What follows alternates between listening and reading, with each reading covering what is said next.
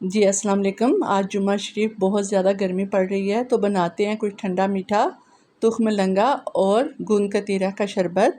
जी गूंद कतीरा लेंगे और तुख्म लंगा लेंगे, दोनों को पानी में भिगो के रख देंगे।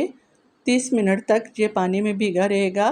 उसके बाद जी ये गूंद कतीरा फूल के कुछ इस तरह से क्रिस्टल्स बन जाएंगे। अब डालेंगे जी गिलास में आइस और गूंद कतीरा जो हमने भिगो के रखा हुआ था और तुख्म लंगा। उसके बाद आप अपनी पसंद का कोई भी शरबत इसमें शामिल कर सकते हैं, चाहे तो दूध में भी शामिल कर सकते हैं जी। और आइस डालेंगे और फिर इसमें डालेंगे थोड़ा पानी, अच्छे से मिक्स करेंगे। बहुत ही मज़ेदार खुश रंग सा शरबत तैयार है। गर्मी का तोड़ा ज़रूर बनाइएगा। लीजिए जी, नोश फरमाएँ।